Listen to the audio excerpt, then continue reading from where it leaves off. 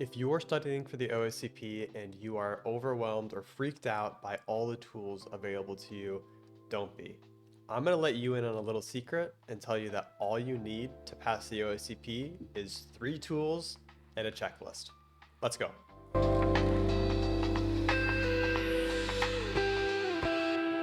Hi, I'm Noah, and one of the biggest factors that helped me pass my OSCP recently was a checklist and a few tools that I understood really well. Checklists are huge for practical exams because they save you both time and, more importantly, they save you focused. You don't need to be scrambling around in your notes trying to find the perfect syntax, the perfect command for your perfect situation because you already have it noted, you have it bookmarked, you have it in whatever way that is organized best for you in your version of a checklist. And in this video, I'm going to show you my personal checklist that helped me pass the OSCP. But before I do that, I really recommend that you create your own. If you're studying for the OSCP, you're going through the Penn 200 course right now, which is a fantastic course. It has tons of resources, tons of materials, and tons of labs for you to take your own notes and help you create your own checklist. By curating your own checklist, it is mapping to your own personal workflow. My checklist works for me because that's just how I worked through the box. It may be different from your workflow to my neighbor's workflow to whoever. So make your own checklist, and you can use mine as inspiration or as a template, but make sure that you're actually doing the work. Make sure you're doing the boxes, make sure you're learning the material, and make sure that you are mapping out your workflow and a checklist that works best for you. But enough yapping for me, let's get into the 3 tools that helped me the most in my personal checklist. So first off, the first big tool that helped me the most was NetExec. I am a huge fan of NetExec for anything that relates to Windows or Active Directory. And obviously a big portion of the OSCP now is Active Directory and Windows, so it makes sense that NetExec makes this list. And NetExec isn't just for using credentials and seeing where they can go. You can also do null authentication, guest authentication. You can enumerate shares. You can drop malicious files on those shares. NetExec has so many capabilities and they are continuing to maintain it. All of the NetExec maintainers are fantastic at what they do. They make a ton of cool features almost every week. So make sure you go follow them on LinkedIn or Twitter, or wherever you get your social media, and install NetExec and make sure you are keeping it up to date because there are almost infinite tooling that you can use it for, and it is fantastic for the OSCP. Another thing I want to mention is my own personal tool that I use NetExec for. So I'm going to switch over here. And this is NetExec Spray. So I'm going to move my face a little bit like that. So this is NetExec Spray, and I made this tool because in my OSCP enumeration, I found that if I had a pair of credentials, so the example here is from the Hack Smarter lab I made. So E.Hills and I Love My Job 2025. Let's say I got those credentials. The problem I was running into is if I wanted to spray those credentials against a bunch of different services. So, hey, I know that I scanned this machine and SMB is up, LDAP is up, WinRM is up, and RDP is up. I want to scan to see if I authenticate to all 4 of those, to only 2 of those, whatever it may be. I wanted to see where my credentials actually got me authenticated. Basically, it takes your input and it sprays whatever protocols you want. Super simple stuff.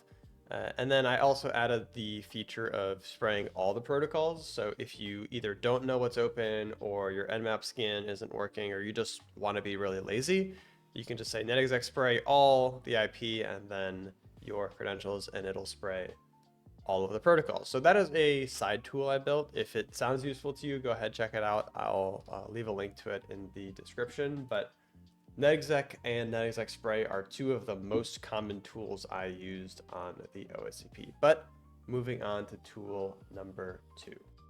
For tool number 2, I'm going to jump back over to my Notion here, and I'm actually going to move me once again.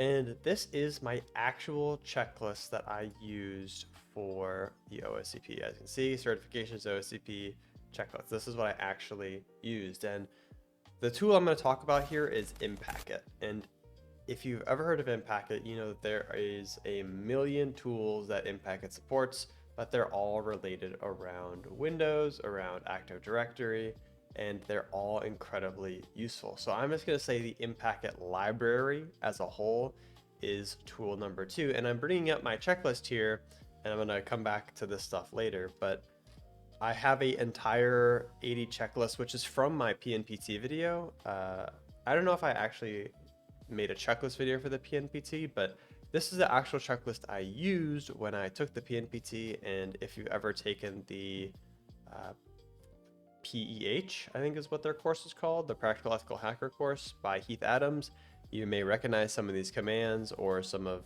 like this Marvel domain.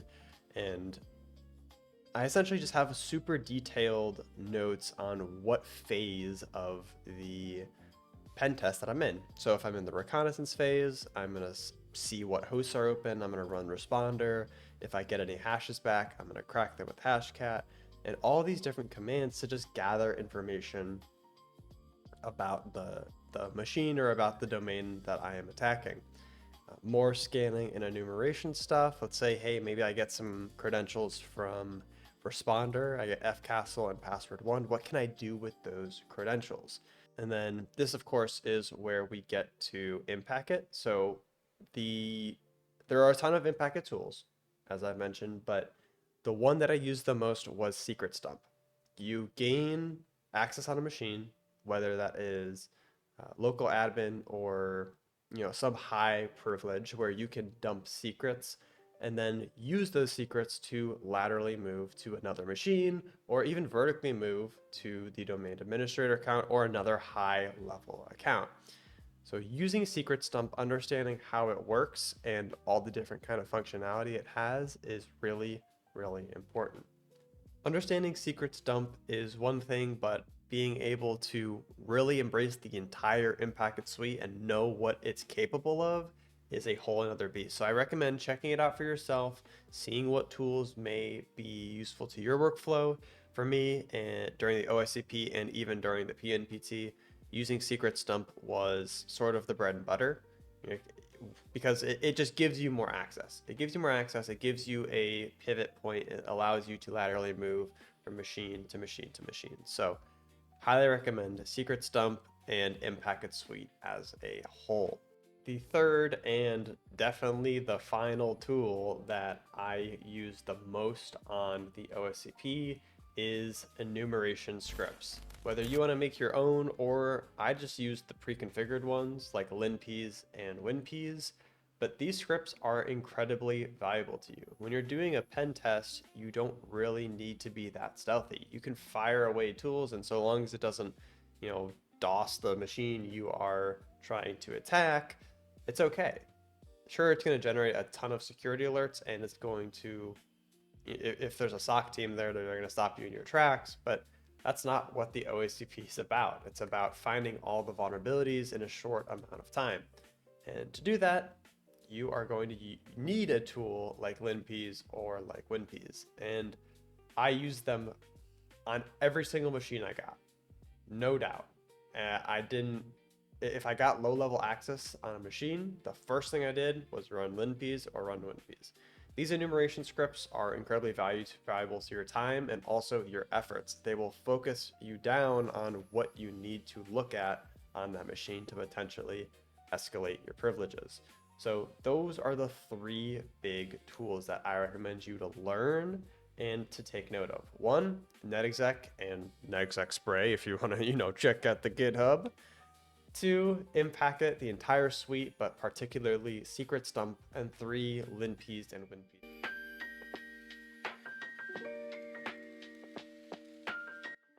Starting first, I had the exam structure. Before going into my exam, I wanted to understand how it worked, how I'd be scored, and any important things or nuances that I should have taken note of. So opening this up, OSCP has a pretty specific flag reporting method. So here is the example that they give. Once you get a shell and you take a screenshot of the flag, you must submit that flag, but also include the IP address of the machine that the flag is from. So again, just little nuances that, you know, it changes from exam to exam or wherever provider you're taking it from, but understand what they actually want in your report, just like any client, does if they have a specific goal for you to obtain.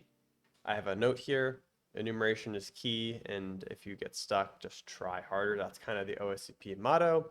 You can only use Metasploit once, and then just some stuff about the control panel and some some commands to run once I get the flag. So that's it for the exam structure. I have some notes about proctoring here, but they include my personal sort of OS ID, I think is what they call. So I'm not going to open that section. I have some more reminders here, just a general reminder saying, hey, OSCP loves deep enumeration. If you've done any of the OSCP labs, you know that they are really sneaky. They'll just do random ports. They'll do, a big word list.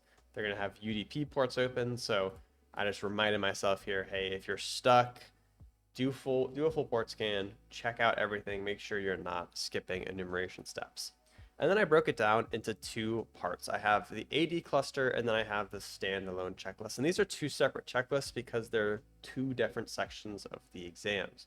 I have a general reminders here. So this is kind of a summary of everything that I've accumulated thus far and just a quick cheat sheet. If I'm stuck or if I'm taking a break and want to take a step back, the reminders list is something that I looked at to keep me going. Stepping into this box or into this category is what we saw earlier, right? We have all of the specific commands that I need for each section of the penetration test. And I'm not going to go through each of them. You can stop the video, read them on your own time, but just these are the commands, these are the tools that I used all throughout the PEH when studying for the PNPT and the Pen 200, all combined into one. I have port forwarding, I have pivoting. Obviously, when you're doing Active Directory, you're going to need to do some sort of pivoting. So understanding how pivoting works, I got this from a John Hammond video, a very useful video. You should try to find it, check it out. Maybe I'll link it in the description. Maintaining access, right? Just all the steps of a penetration test and of my personal workflow that I'm comfortable with and onto a checklist and onto a single place of truth for me to reference throughout the exam. Enumerating ports through a proxy and then helpful shell commands, enumerating services, processes, hunting for credentials, and then that reminder sheet that you saw earlier. And again, it's a lot of information, but it's organized in a way that I can quickly reference it. Let's say, hey, I just got low-level access on a Windows machine. I need to try to escalate my privileges, and I can't find anything from WinPs. Well, I'm going to jump to the enumerating processes and services section and check, scheduled tasks. I'm going to check processes. I'm going to check services and query all of these different things because that's where I am in the pen test. Moving on to the standalone and general checklist, I formatted it the exact same way. I have a quick reminder sheet here, and then I have the specific commands. So I format it very similarly: footholds, enumeration, exploitation, and then privesc at the bottom. So the only foothold I had here that I found noteworthy was the SQL injection. This was a pretty tough part of the Pen 200 course for me. I didn't have a great time with it. It wasn't my best, so I made sure to make a note of it in my notes. Then enumeration, just a huge UDP scan that I found that worked for me.